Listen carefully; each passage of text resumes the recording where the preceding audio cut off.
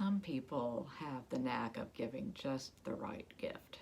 Me, my track record is kind of spotty.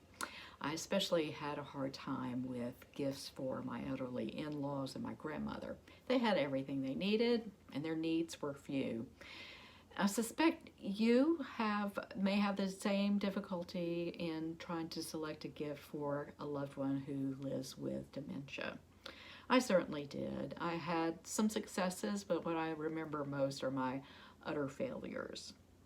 Hello, I'm Dr. Renee Harmon. I'm the author of Surfing the Waves of Alzheimer's. It's a teaching memoir about my husband Harvey and his time with young onset Alzheimer's disease. It follows his life as well as how it affected myself and our family. It's a teaching memoir because it's organized around principles of caregiving.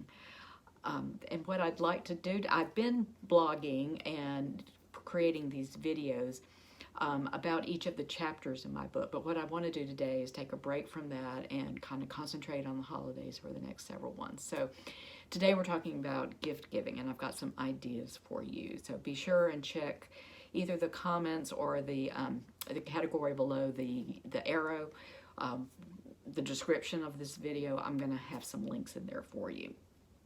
So about 3 years into Harvey's illness, I decided that he needed an ID bracelet. He wasn't running anymore, but he was home alone while I was at work, and he could still decide to take a walk in the neighborhood. And I was worried that he might get lost and not be able to tell somebody where he lived. Worse, what if he had a medical emergency while out and could not even respond? He wouldn't have been able to give his address or my phone number. So I really felt that an ID bracelet would be a good idea. But it was going to be really hard to find one that he could accept. He never wore jewelry, so one of those jangly metal medic alert bracelets just wasn't going to work.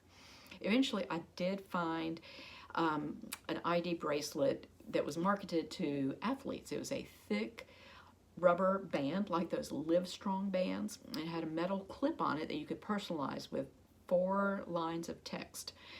So I thought this was perfect. It looked manly, it looked athletic, and as I was ordering one for him, I realized, the four of us actually needed one. What would happen to me if I was out and about and taking a run and had a medical emergency, and my daughters too? So I ordered one for all 4 of us. On my daughters, I included, I think, their name, their date of birth, their address, and my cell phone number. And on mine, I put my parents' cell phone number. I did not want EMS to call Harvey. He wouldn't know what to do. And on Harvey's, I included the line memory impaired. So on Christmas morning, we were opening our presents, and Harvey opened this ID bracelet, read memory impaired, and looked at me in disgust and said, "What is this for?" I explained what a great idea it was. I thought we should all have one, that I'd gotten one for all of us, and our daughters played into it, thought it was a great idea, Mom. Thank you so much. This is going to come in handy. Well, Harvey never would wear it. He was having none of it.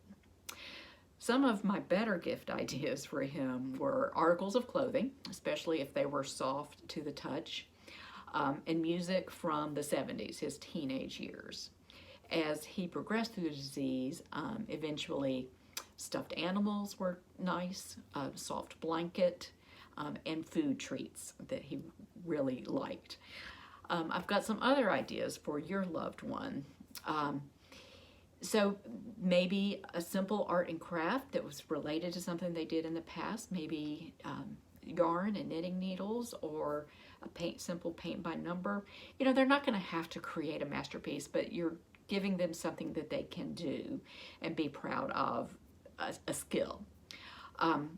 Perhaps those adult coloring books and colored pencils, a jigsaw puzzle with 25 to 50 pieces max, a photo album. This is something that maybe you created beforehand that you can give, or maybe it's something that you can do together with your loved one.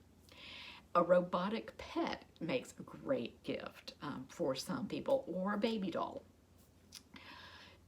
There's a website called the Alzheimer store that I'm going to link to that has other really good suggestions. Don't forget, though, not to give inappropriate gifts, things like dangerous tools, complicated electronics, and too advanced books and puzzles. And I tell you, it's difficult to find things that meet your loved one where they are and are appropriate, but not too childish. And don't forget the caregiver, right? So a gift of a meal, offer to rake their leaves, or especially time alone. So if you can offer to stay with their loved one so that they can have some alone time, that is a gift that would be much appreciated. Even a donation to a charity in the family's honor would be much appreciated. So good luck, be well, and keep your balance. Thank you.